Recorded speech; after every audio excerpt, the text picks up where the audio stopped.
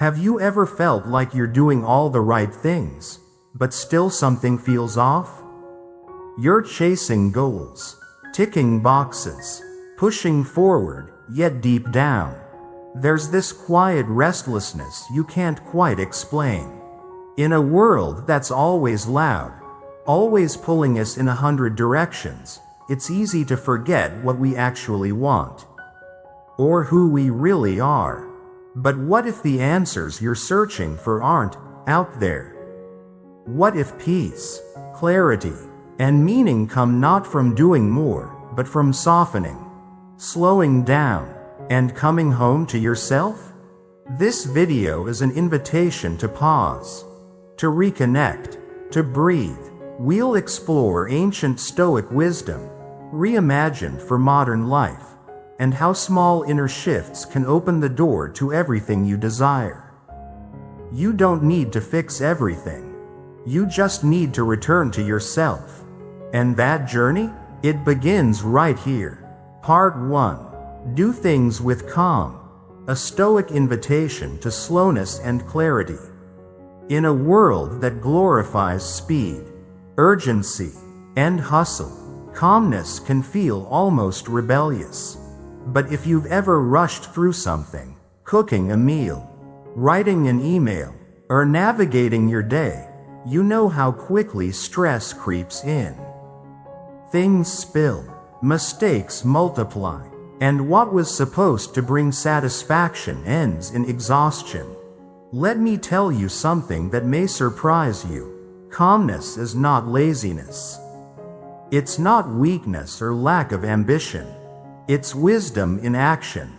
It's choosing to move at the right pace, instead of the fastest one. The Stoics understood this deeply. Marcus Aurelius once wrote, "The mind is like water. When it's turbulent, it's difficult to see. When it's calm, everything becomes clear." Imagine you're preparing a meal for friends. You've planned the recipes, set the table, and are excited to create something special. But you arrive home late and start cooking in a rush. You chop vegetables unevenly, forget ingredients, and overcook the pasta. By the time you serve the dish, it's not what you envisioned, and you're too stressed to enjoy it anyway. Now picture the opposite. You breathe, slow down, and approach the same task with care. You chop mindfully, adjust the flavors, and stay present. The result? Not just a delicious dish, but a meaningful experience. Do you see the difference? This isn't just about cooking. It's about how you approach everything. Work, family, conversations, goals. When you rush, you're constantly reacting. But when you slow down, you respond. And in that response, you reclaim your power. Here's something to try. Before starting any task, whether it's writing, cleaning, or even sending a message, pause for 2 minutes. Inhale deeply. Ask yourself, what's the most important thing I can do right now? This simple Stoic ritual brings you into the present and clears mental clutter. It's like cleaning your desk before you begin your day. Another practice. Avoid multitasking. It may seem efficient, but it often splits your focus and drains your energy. Instead, choose one task, just one. Give it your full attention. Then move to the next.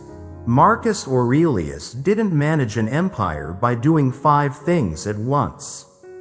He reflected, he prioritized, he moved forward with calm. And let's be honest, so much of our rushing comes from comparison. We scroll, we watch, we assume everyone else is ahead. But everyone has their own rhythm. Trying to speed up your growth by mimicking others is like watering a seed more frequently and expecting it to bloom overnight. Nature doesn't rush, yet everything is accomplished. So, what would it look like to do things with calm in your life? Maybe it's driving without checking your phone, eating without watching a screen, or responding to someone with kindness instead of haste. These aren't small gestures, they're quiet revolutions. They train your nervous system to stay grounded, even in chaos. Here's a powerful Stoic reminder. If you seek tranquility, do less, or do what's essential, and do it with presence. That's it. It's not about doing everything. It's about doing what matters, and doing it well. Next time you're overwhelmed, remember this. You don't need to go faster, you need to go deeper. You don't need to rush, you need to return to what's essential. So take a breath, slow your step, let calm lead the way. Because when you do things with calm, life doesn't just get quieter, it gets clearer, wiser, and infinitely more meaningful. Part 2. Embrace your failures. A Stoic reflection on falling and rising. What comes to mind when you hear the word failure? For most of us, it triggers a tightness in the chest, a sense of shame, regret, or even fear. We avoid it, deny it, or do everything in our power to prevent it. But here's the paradox. The more we fear failure, the more control it has over our lives. What if, instead of running from failure, we turned to face it? What if we embraced it as a teacher rather than a threat? The Stoics had a remarkably different way of seeing failure. They didn't view it as the opposite of success, but as part of the path toward it.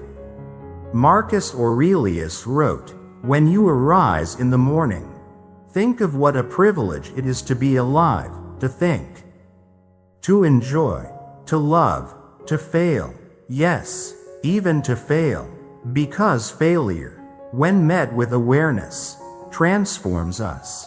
Let me share a true story. A young woman launched a small creative business. In the beginning, everything looked promising. She had clients, passion, and momentum. But then came a series of missteps. Projects fell through, partnerships dissolved, and bills piled up. Embarrassed, she considered quitting. But instead, she took a different route. She started writing about her failures publicly. To her surprise, people resonated with her honesty. They shared their own stories. Her transparency built trust, and her business slowly began to grow again, stronger this time, and with deeper roots. Failure didn't break her, it rebuilt her. This is the wisdom the Stoics invite us into. Not to wish failure away, but to welcome it as a sacred turning point. The challenge isn't in falling, it's in choosing how we rise. So how can we begin to embrace failure more gracefully, more honestly? 1. Reframe the narrative. Instead of saying, "I failed," say, "I learned."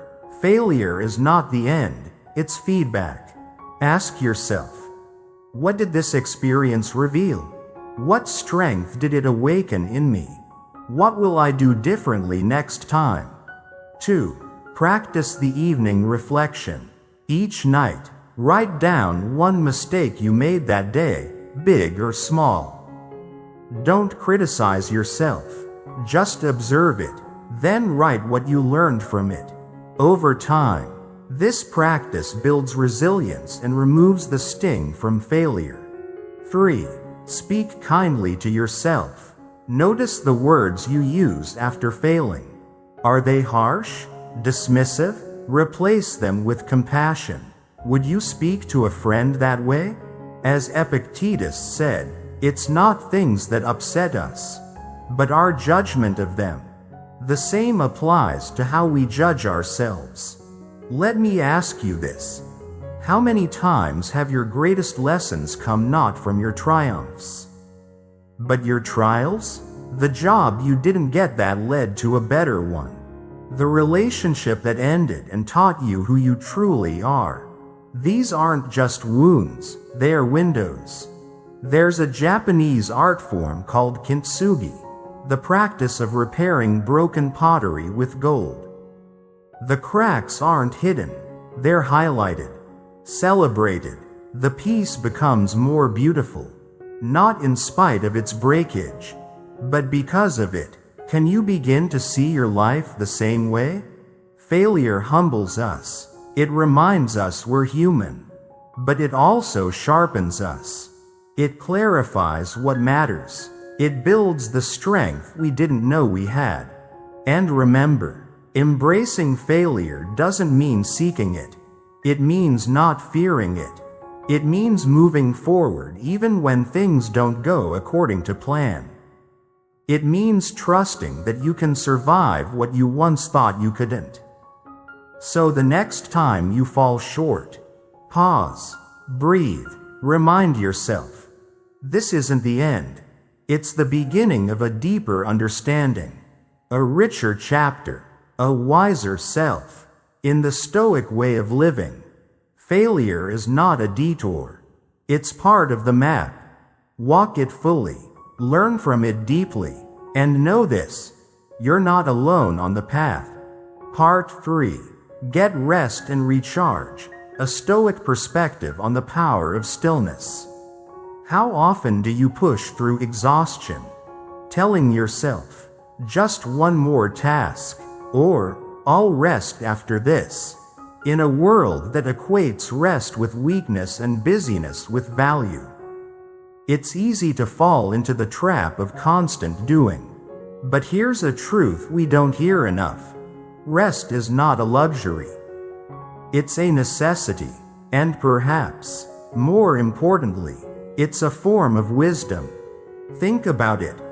When was the last time you woke up feeling truly rested? Not just physically, but mentally clear, emotionally balanced, and spiritually calm? For many of us, that feeling has become rare. We live in a state of perpetual fatigue, numbed by caffeine, fueled by deadlines, and measured by productivity. But the Stoics saw things differently. They didn't view life as a race to be run faster, but a path to be walked with presence. They understood that to live well, one must also rest well. Marcus Aurelius, emperor and philosopher, once wrote, "Nowhere can man find a quieter or more untroubled retreat than in his own soul." What he meant is that restoration begins within, and for that, we need silence, space, and sleep. Let me share a story. A friend of mine, a passionate entrepreneur, was always on the go. Meetings, emails, building her business. Her energy was relentless. But over time, her creativity dulled. Her decisions became reactive. One evening, after missing a crucial meeting due to pure exhaustion, she finally stopped. For 2 weeks, she prioritized sleep, disconnected from work in the evenings, and added gentle movement and meditation to her days. The result? Her ideas returned, her focus sharpened, her joy came back. She didn't lose time by resting, she reclaimed it. Here's something the modern world forgets. Your brain, like your muscles, needs recovery to perform at its best.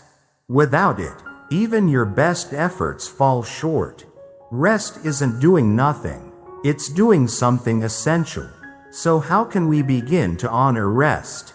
Not as an afterthought, but as a sacred rhythm of life? 1. Establish a sleep ritual. Go to bed and wake up at the same time every day, even on weekends. Before sleep, dim the lights, avoid screens, and do something calming. Read, journal, or listen to soft music. Let your body associate this rhythm with safety and surrender. 2. Take micro retreats. Throughout the day, pause for 5 to 10 minutes every few hours.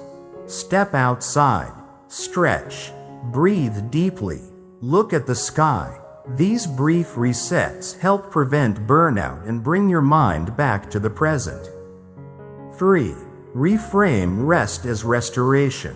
Instead of seeing rest as idleness, see it as preparation. Ask yourself, what am I recharging for? Whether it's clarity for a big decision, energy for a relationship, or resilience for tomorrow, rest gives you the capacity to show up fully. You wouldn't expect a phone to run forever without charging. Why expect that from yourself? Here's a Stoic reflection.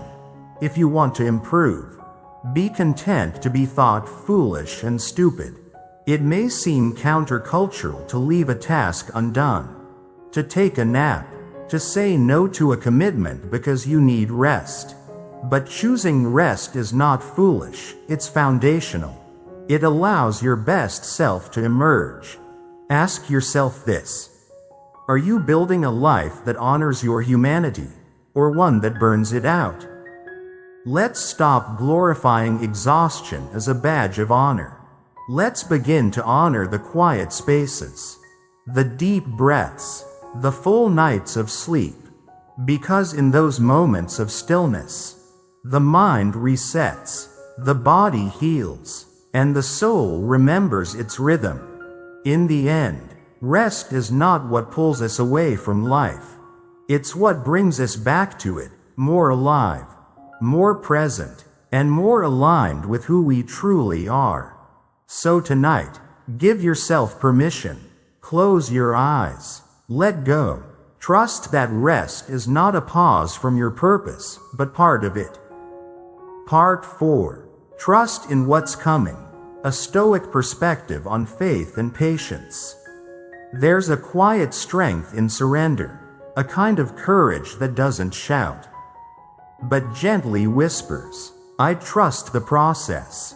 Yet in the face of uncertainty, it's one of the hardest things to do. We plan, we prepare, we work tirelessly to build the life we want, and still, outcomes slip beyond our control. The promotion goes to someone else. The relationship ends. The timing is off. In those moments, it's tempting to believe that life is working against us. But what if it's not? What if the delays, detours, and disappointments are, in fact, redirections? The Stoics teach us this simple but powerful truth. Focus only on what you can control, your thoughts, your choices, your character. Everything else, surrender it, not out of resignation, but from a place of inner trust. Epictetus reminds us, don't demand that things happen as you wish, but wish that they happen as they do, and your life will go smoothly. This isn't a call to passivity.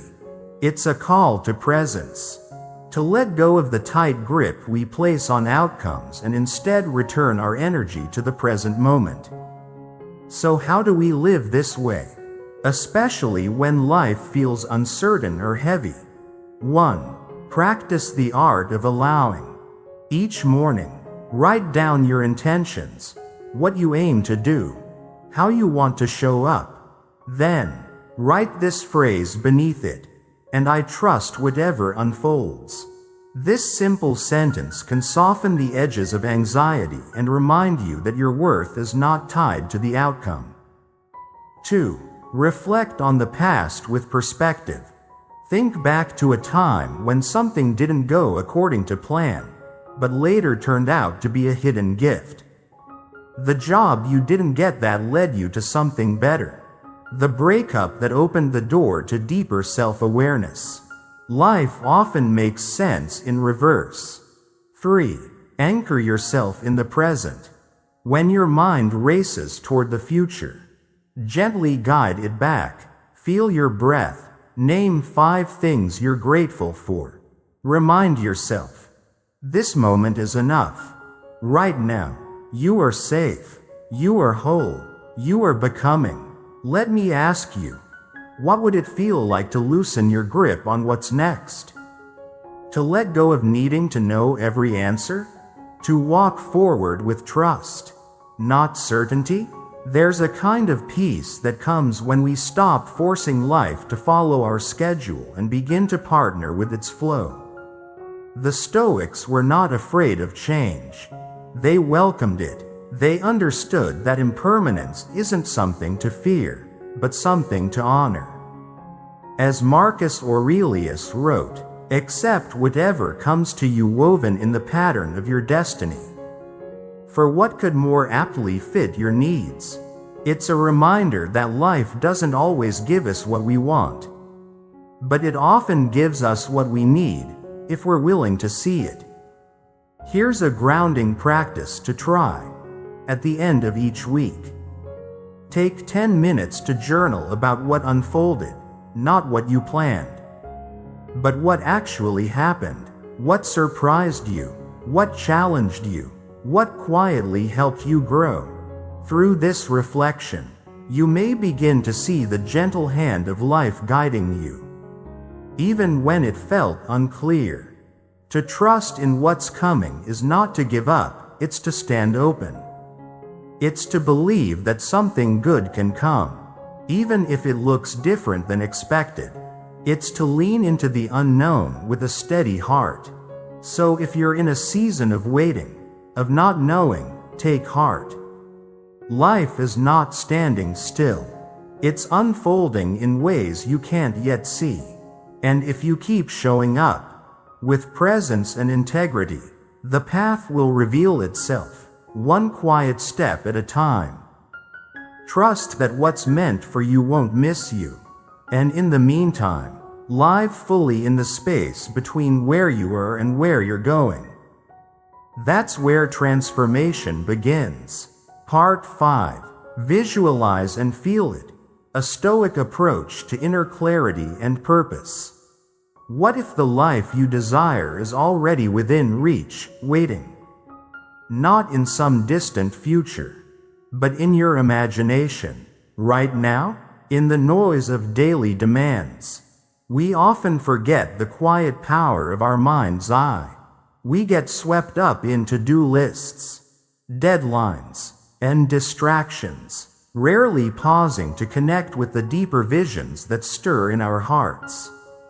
Yet, visualization, the act of mentally picturing a desired outcome, is not wishful thinking.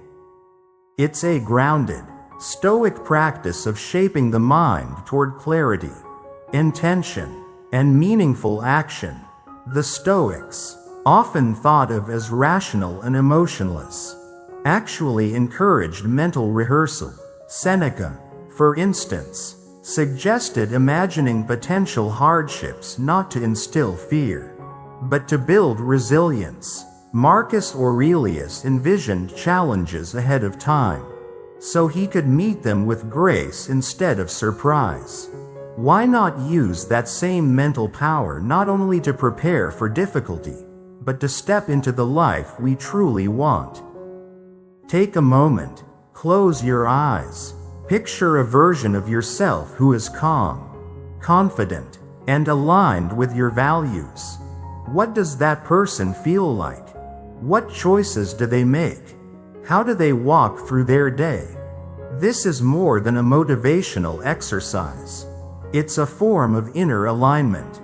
When you visualize with clarity and emotional presence, something profound happens. You begin to believe it. And what we believe, we move toward, not blindly, not magically, but with steady conviction. As the philosopher Epictetus said, "First say to yourself what you would be, and then do what you have to do." Visualization gives shape to desire and anchors it in feeling. It connects thought and action, mind and heart. Here's how you can bring this practice into your life. 1. Morning visualization practice. Each morning, take 5 quiet minutes. Sit still, breathe deeply, and visualize your day unfolding with intention.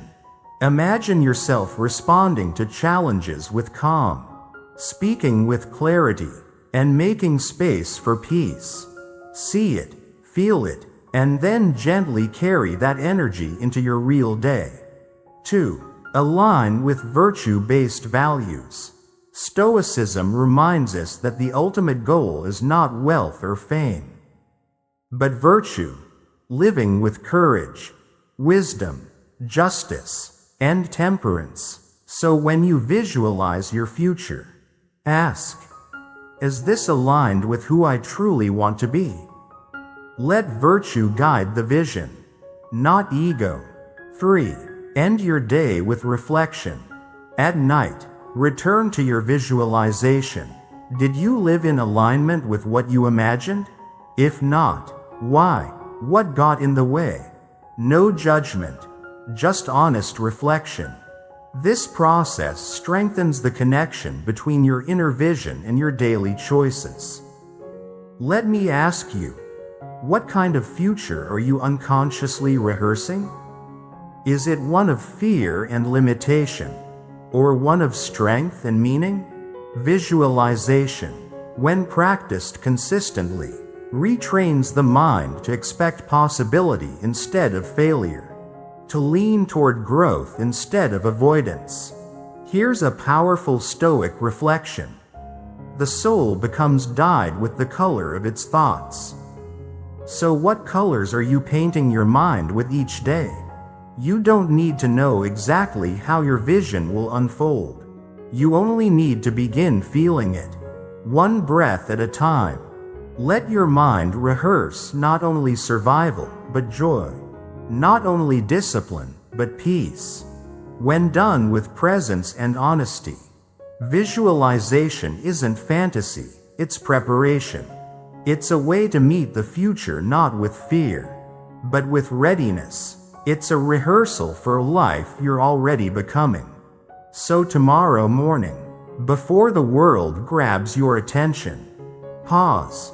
Picture the person you want to be, not perfect, but present, grounded, and purposeful. Feel what they feel, walk like them, speak like them, and trust that every day, in every small choice, you are getting closer. Because when you see it and feel it, you begin to live it. Part 6. Be grateful for what you have. A Stoic perspective on appreciation. Imagine someone hands you a box, saying it holds everything you've been missing in life, everything that would complete you.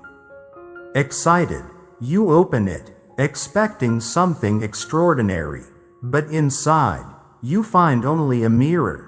At first, you're confused, but then it clicks. The message is clear.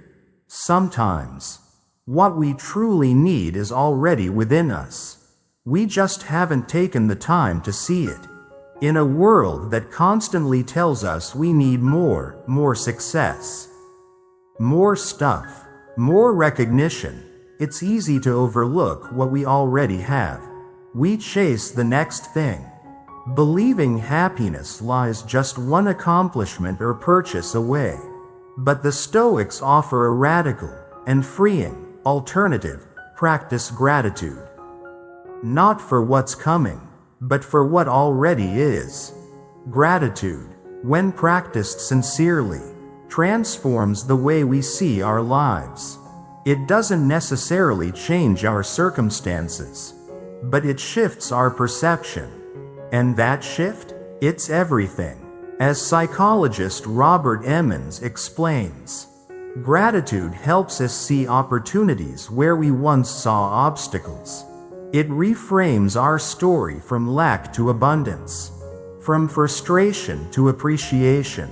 Let me tell you a simple but powerful story. A farmer lived in a small, crowded house. Every day, he complained, "There's no space, no peace. If only I had a bigger home, life would be better." Tired of his complaints, he visited the village wise man for advice. The wise man gave him an odd instruction. Bring your chickens into the house. Confused, the farmer obeyed. The next day, he returned, even more frustrated. It's worse, he cried. The wise man smiled. Now bring in your pig. Reluctantly, the farmer followed. Days later, overwhelmed and desperate, he returned once more. I can't live like this, he shouted.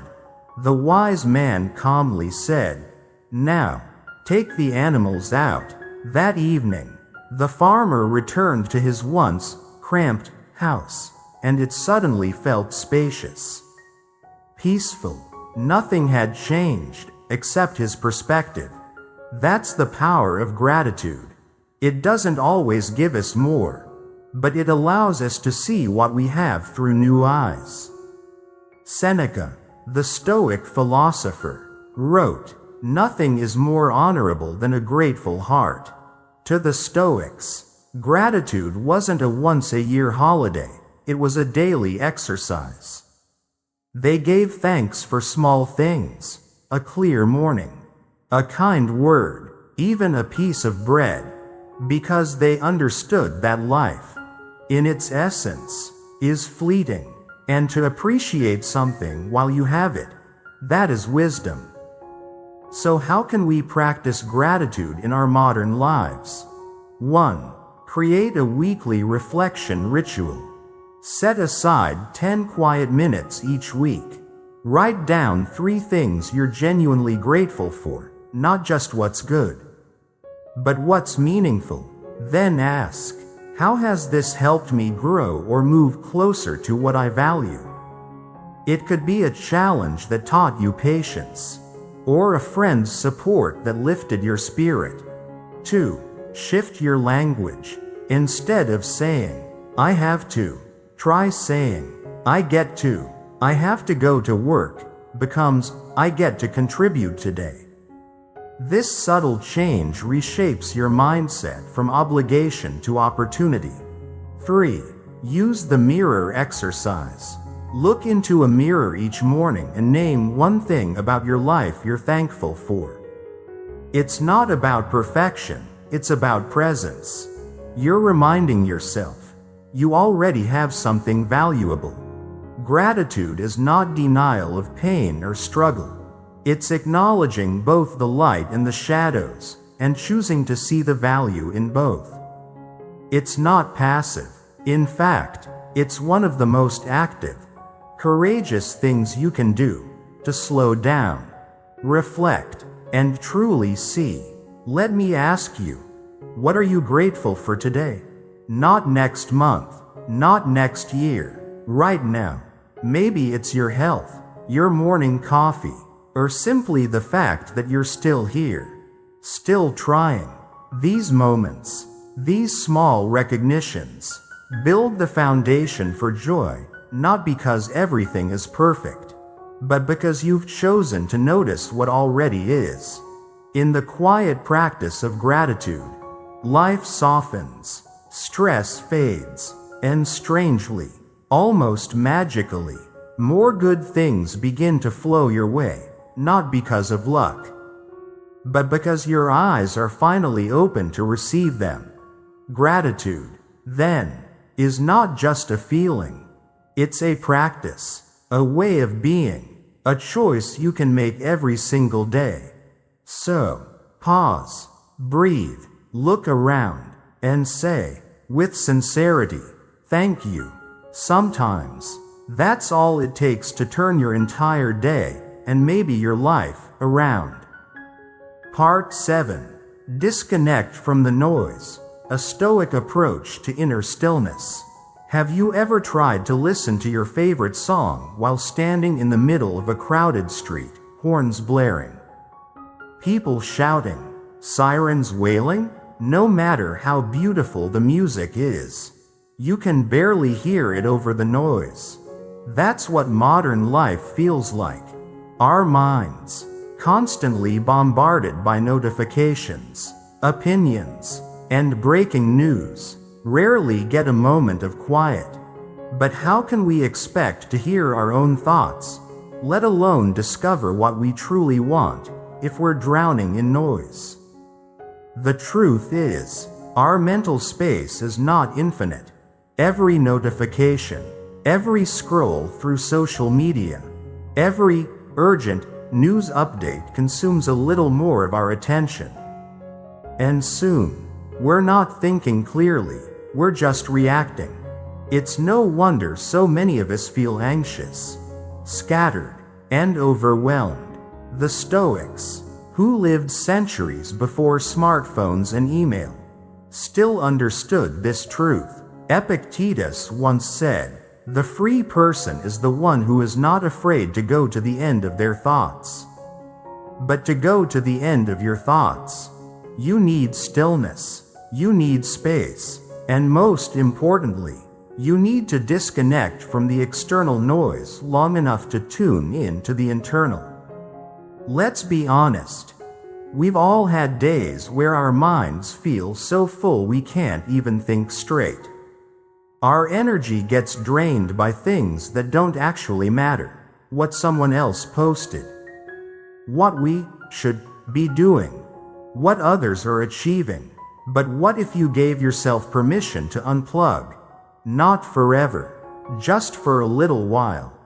Here are a few ways to start. 1. Try a no notification day. Pick one day a week. Turn off all non-essential notifications. Set 2 times, perhaps 9 a.m. and 6 p.m., to check messages or updates. Outside those windows, ignore them. It may feel strange at first, but you'll quickly notice how much lighter your mind feels. 2. Spend time in nature, without distraction. You don't need to hike a mountain. A walk in a nearby park or even sitting quietly in your backyard will do. The key? Leave your headphones and phone behind. Just listen. The wind, the birds, the rustling leaves. Nature has a rhythm that invites your mind to slow down, to breathe, to return. 3. Create daily moments of silence. Even 5 minutes helps. Sit in a quiet room. Close your eyes. Let the noise settle. Don't try to fix or solve anything. Just listen. Stillness is where your clearest thoughts begin to rise. We often think productivity is about doing more. But real clarity, true insight, comes when we stop. When we allow silence to speak. Think of your mind like a snow globe. When it's shaken, everything is cloudy. But when you let it sit still, the snow settles, and suddenly, you can see clearly. Let me ask you, how much of your time is spent reacting to life, instead of choosing your response? When we're constantly plugged in, our thoughts are no longer our own. We adopt opinions we haven't examined, chase goals we never chose, and feel pressure we don't understand. But when we disconnect, we begin to return to ourselves. Here's something you can try tonight, before bed. Turn off your phone 30 minutes early.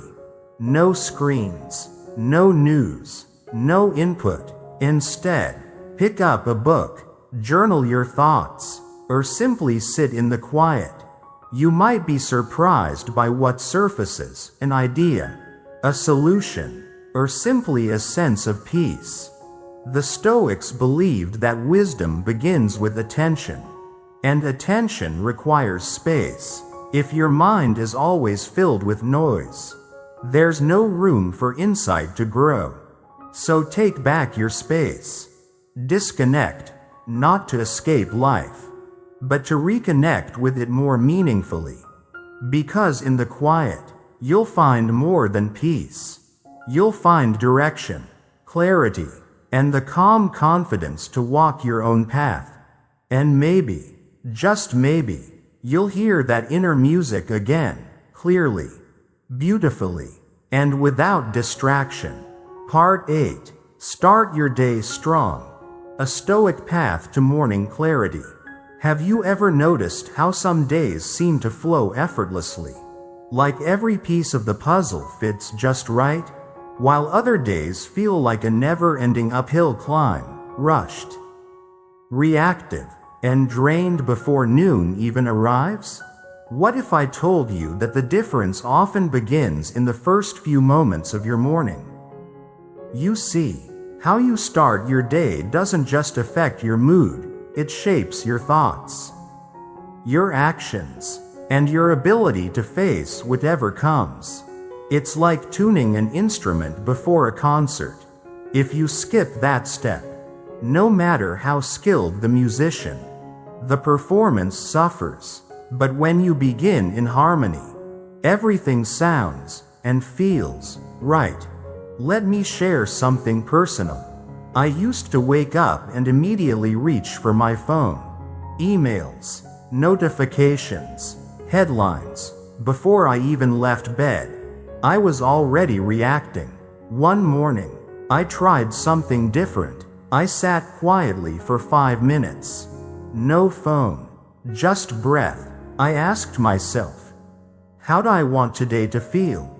Then, I played a song that always lifts my spirit and danced a little while making coffee. It felt odd at first, even silly, but that day flowed better than I could have planned. The small annoyances didn't bother me. I felt grounded, clear, and surprisingly joyful. This shift isn't magic, it's intention. And the Stoics knew this well. Seneca once wrote, "Each day is a life." What a powerful idea. Each morning is a new beginning. A blank canvas on which to paint a meaningful day. For the Stoics, morning was sacred. It was the time to reflect, to set purpose, to align with what truly matters. So, how can you start your day strong? Not with pressure or perfection, but with clarity and calm. Here are a few Stoic practices you can bring into your morning. 1. Begin with breath and awareness. Before reaching for your phone or diving into tasks, just sit, close your eyes and breathe. Inhale for 4 seconds, hold briefly, then exhale for 6. Do this for 3 rounds. It sounds simple, but this quiet act reconnects you with your body and your presence. It reminds you that the day begins with you, not your to-do list. 2. Set a morning intention. Ask yourself, what is one small thing I want to accomplish today? Maybe it's being more patient in a meeting, taking a walk at lunch, or simply drinking your coffee without rushing. Intentions give your day a gentle sense of direction, like a compass rather than a map. 3. Create a moment of joy. Choose something that brings you quiet happiness. For some, it's music. For others, it might be journaling, stretching, or stepping outside for fresh air. These moments don't need to be long, they need to be yours. Let me be clear. You don't need to wake up at 5 a.m., meditate for an hour, or have a flawless routine. The Stoics weren't interested in performance, they were interested in presence. It's not about how early you rise, but how mindfully you begin.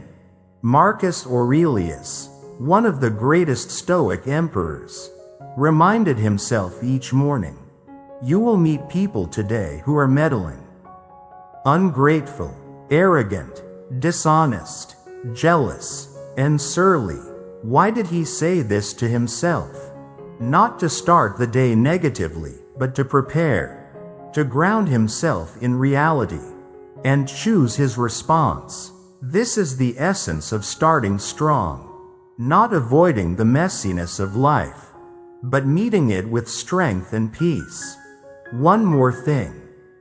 Don't underestimate the power of simplicity.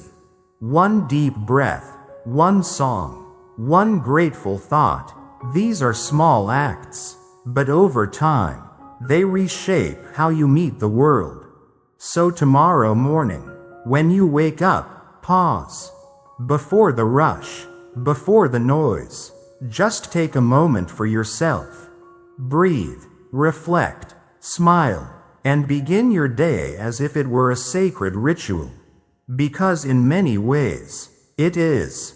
Strong days don't begin with chaos. They begin with quiet clarity. And the more you return to this practice, the more your life begins to reflect it from the inside out. Part 9. Let Go to Relax, a Stoic Guide to Peace in Modern Life. Let me ask you something. Have you ever felt like the harder you try to control your life, the more chaotic it becomes? You plan every detail, check every box, try to anticipate every outcome. But instead of peace, you end up feeling overwhelmed, anxious, and exhausted.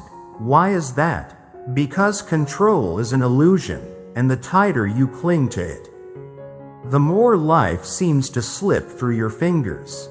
Imagine standing on a beach, holding a fistful of sand. If you squeeze tightly, the grains rush out between your fingers. But if you hold the sand gently, with an open palm, most of it stays. This, my friend, is what letting go looks like. It isn't about giving up. It's about loosening your grip and trusting that life doesn't need you to micromanage every moment. Javier's story offers a powerful reminder. A high-powered executive, he was constantly managing deadlines, making decisions, and shouldering enormous responsibility, until one day, in the middle of an important meeting, his body said, "Enough."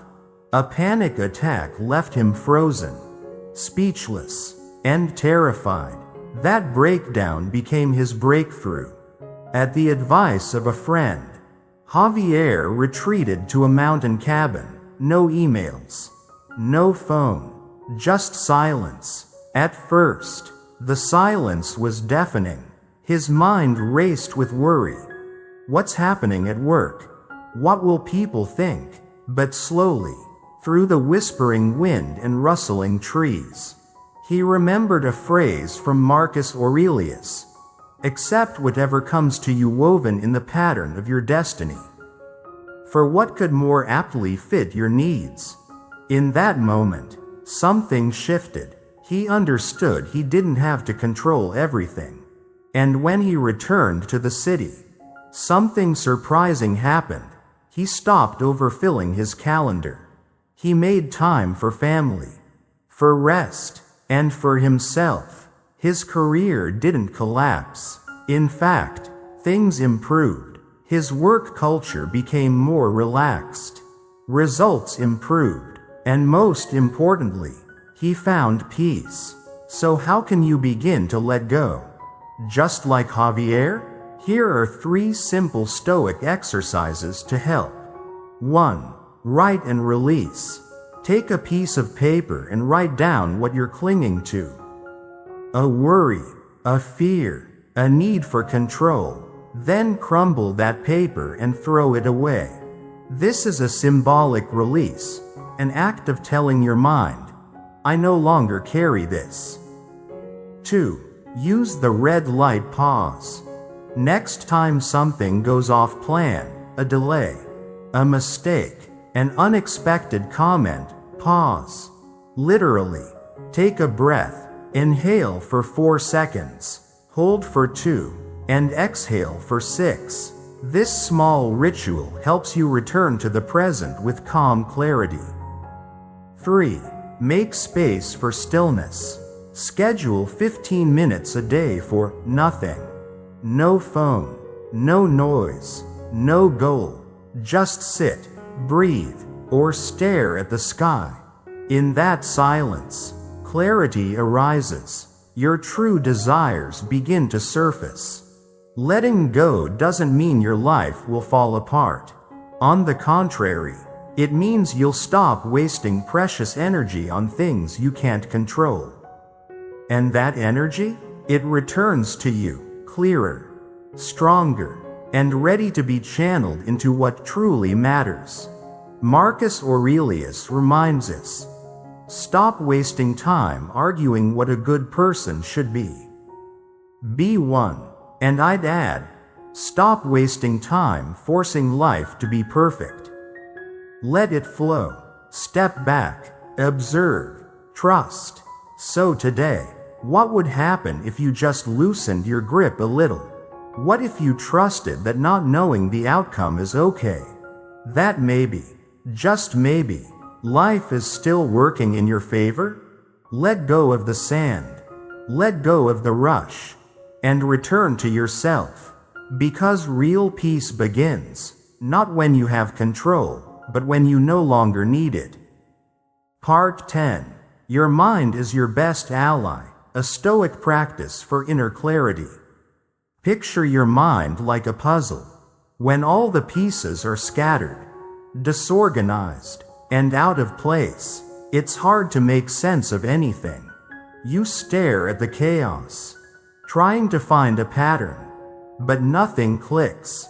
That's what it feels like when our minds are overwhelmed with stress, worries, fears, and constant distractions. But what happens when you begin to sort those pieces? Group them by shape or color. Suddenly, an image starts to emerge. That's the power of mental clarity. And in the chaos of modern life, where our attention is pulled in every direction, learning to bring order to your thoughts isn't just helpful, it's essential. A few years ago, a story captured the attention of the world. Chesley Sullenberger, a commercial pilot, faced the unimaginable. Both engines on his plane failed after a bird strike.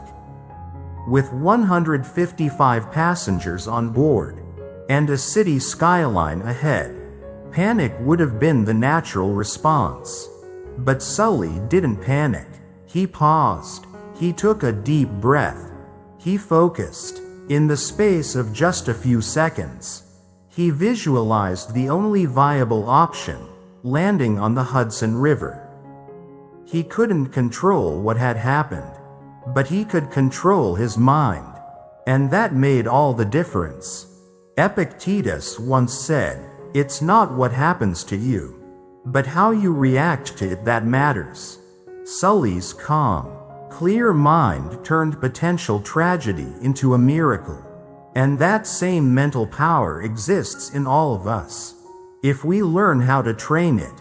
So how do we make our minds our best ally instead of our greatest enemy? 1. Begin with 5 minutes of mental sorting. Every day, sit quietly and think of your current worries, your mental clutter. Imagine each thought as a puzzle piece. Without trying to solve them, simply sort them. Which ones are urgent? Which can wait? Which are emotional? Which are practical? You're not fixing anything yet. You're just bringing order. For example, a deadline at work, that's yellow. A disagreement with a friend, orange. Financial stress, red. Grouping these allows you to mentally say, "I'll deal with this later," and gives you space to breathe. 2. Stop multitasking and start focusing. Multitasking might feel productive, but it often scatters your energy.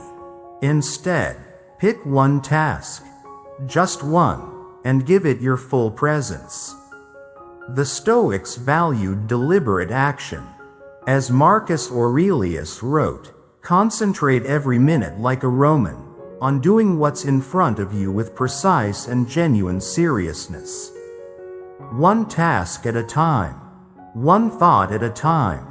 This practice sharpens your mind and calms the internal noise. 3. Practice reflective breathing when overwhelmed.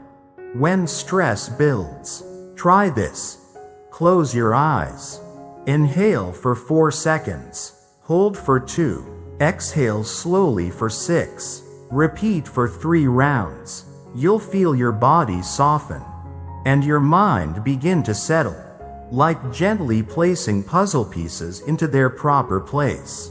One breath brings clarity back to your mental landscape. The truth is, most of what causes our anxiety doesn't come from events themselves, but from our perception of them. We replay conversations, imagine worst-case scenarios, and try to control outcomes we cannot touch. But what if we practiced letting go of the noise and focused only on what we can influence: our thoughts, our actions, our next step? That's the Stoic mindset.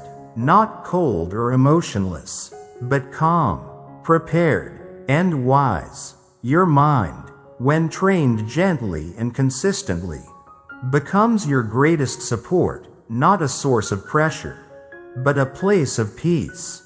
Let me ask you, when was the last time you gave your mind a moment to breathe?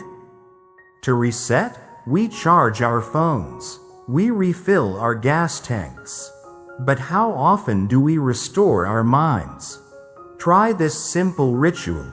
At the end of your day, write down 3 thoughts that took up the most space in your head. Don't judge them, just write. Then next to each, ask, is this useful? Is it within my control? What action, if any, can I take tomorrow? You'll be surprised how much lighter you feel. In the end, a clear mind doesn't mean a mind without problems. It means a mind that sees clearly through them. And once you see clearly, you can act with calm confidence, just like Sully. Just like the Stoics, your mind, when treated with care, becomes your compass. So take time each day to align it, clear it, and trust it, because with clarity comes freedom, and with freedom comes peace. Thank you for joining us today on Stoic Timeless Lessons.